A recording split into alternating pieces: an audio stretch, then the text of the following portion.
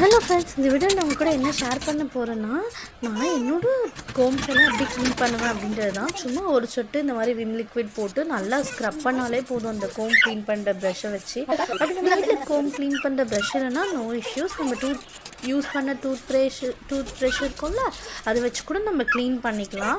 நம்ம ரொம்ப ரொம்ப ரொம்ப ரொம்ப இம்பார்ட்டண்ட்டான விஷயம், நீங்கள் ஸ்கிப் பண்ணாமல் வீக்லி ஒன்ஸ் அந்த கோமை க்ளீன் பண்ணிடுங்க. பிகாஸ் அதில் இருக்க டஸ்ட் பார்ட்டிகல்ஸ் கண்டிப்பாக நம்ம ஸ்கேல்பில் போய் படும்போது நமக்கு இன்னுமே ஹேர் ஃபால் தான் கொடுக்கும்.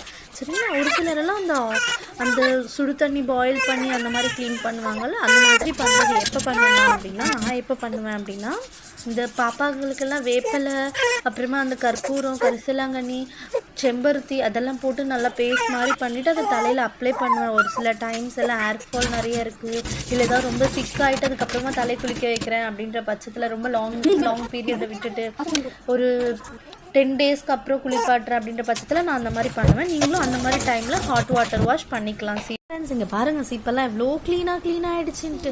ஃபஸ்ட் திங் வந்துட்டு இந்த மாதிரியான இந்த மாதிரி இருக்குல்ல, ஒரு பல்லு கீழே ஒரு பால், இந்த மாதிரி இருக்க சீப்பு தான் வந்துட்டு குழந்தைங்களுக்கு யூஸ் பண்ணோம். ஆல்மோஸ்ட் ஒரு 1.5 to 2 years வரைக்கும் நம்ம இந்த மாதிரி சீப்பு தான் குட்டீஸ்க்கு யூஸ் பண்ணோம். ஏன்னா அவங்களோட ஸ்கேல்ப் வந்து ரொம்ப ரொம்ப ரொம்ப ரொம்ப சாஃப்டாக இருக்கும். ஸோ நம்ம இந்த மாதிரியான ஷார்ப்பாக இருக்குது பார்த்தீங்களா, இந்த மாதிரியெல்லாம் வச்சோன்னா மேபி டேமேஜ் ஆக சான்சஸ் இருக்குது.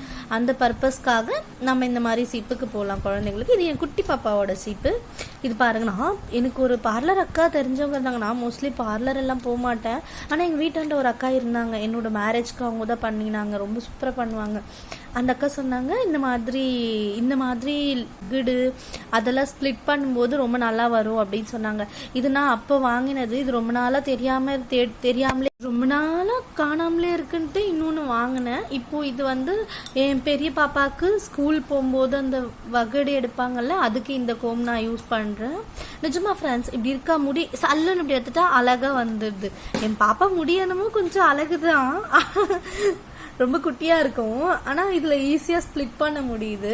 இது வந்து பெயின் இருக்கோ இல்லையோ, எல்லா பொம்பளை பிள்ளை வீட்லேயுமே வச்சிருக்க வீட்லேயுமே இந்த சீப்பு கண்டிப்பாக இருக்கும். நான் வீக்லி ஒன்ஸ் சிஸ்ன்னு வாரி எடுத்துடுவேன். ஏன்னா ஸ்கூல் போகிறாங்கல்ல, ஒட்டின்னு வந்துட்டா ரொம்ப கஷ்டமாயிடும்ல. நெக்ஸ்ட் திங் வந்துட்டு இது பெரிய சீப்பு சிக்கு உடைக்கிறதுக்கு. இதுவுமே என் பெரிய பிள்ளைக்கு வாருவேன். சும்மா வீட்டில் இருக்கும்போது போனி போடுறோம் அப்படின்னா இந்த சீப்பு யூஸ் பண்ணுவேன். இவ்வளோதான் ஃப்ரெண்ட்ஸ். இப்படி தான் நான் இந்த சீப்புங்களெல்லாம் கையாளுற வித்தைகள் பார்த்துக்கிட்டீங்களா? Thank you friends. சொல்லுடா.